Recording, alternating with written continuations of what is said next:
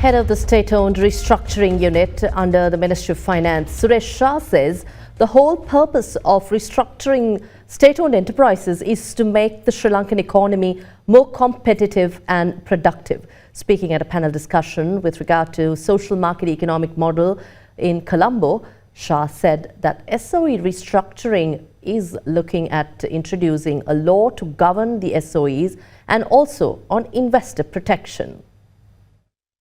A lecture on Germany's social market economy model and possible lessons for Sri Lanka's economic order, followed by a panel discussion, was organized by the Friedrich Naumann Foundation in Colombo. In the social free market economy, the state is supposed to set up the stable, reliable legal frame and leave the market to the market players. So the state does not directly interfere in the market mechanism, but sets the frame, which means that there is a fair competition law, that there is no active price setting. So price stability, as you pointed out, is a very important point. Another point is that there are independent institutions, and I think then is very much related also to Sri Lanka, to the current discussion on the role of the Central Bank of Sri Lanka. The full independence discussion is a major request also of the IMF in the current discussions on the extended fund facility. Another point is the independence of the Consumer Protection Authority to control of monopolies.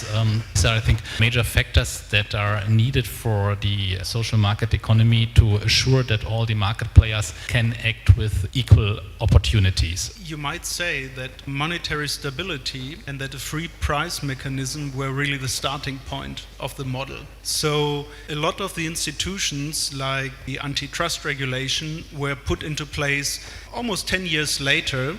And in 1948, the monetary reform really was the first step into introducing a new stable currency and setting the price mechanism free. That was really the first step, and also a very powerful step. You have to imagine that that the windows were empty because entrepreneurs did not have any incentive to sell goods within a high inflationary environment. And then after the new stable currency was put out, suddenly everything was full.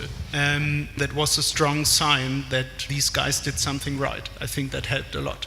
Meanwhile, head of the state-owned enterprise restructuring unit, Suresh Shah, commented about the role of the newly set up unit to oversee the restructuring process of SOEs. When you look at state-owned enterprise restructuring, everyone thinks of it in terms of divesting, but really it goes much deeper than just divesting. Divesting certainly will be part and parcel of the whole process, but it's about this uncoupling that we need to do. So the state needs to set the rules, the bureaucrats need to be the referee, and you allow teams to compete in playing the game.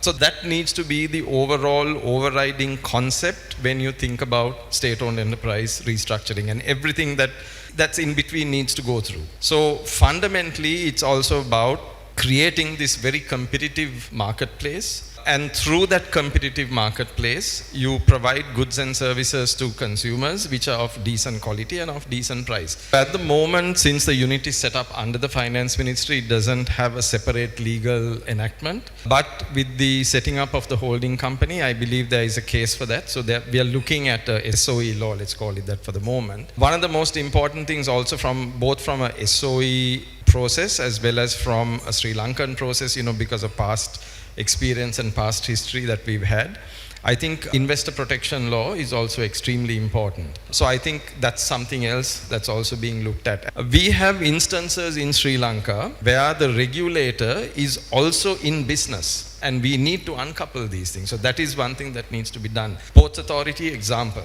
Similarly, there are many commercial enterprises owned by government which are not limited liability companies. They're set up under their individual acts. We need to change all of that. Convert them into limited liability companies, bring them under the Companies Act before you do anything else. When you think of Sri Lanka's current economic crisis, government expects us to bring dollars in. But if you really look at this from the big picture perspective, it's about making the Sri Lankan economy more competitive and more productive. And I think that's where the focus needs to be. It's important that the people who get appointed to the boards of these institutions, that they have the right kind of background, the right qualifications, the right experience. If you take some of the utilities, for example, right? Non-cost reflective pricing has been one of the issues. That's fundamentally government policy decision which is implemented through a commercial entity. Now, if the government were to decide that a subsidy is required, then really the government needs to take the subsidy into the government's budget. So you can build a lot of these mechanisms through an SOE law.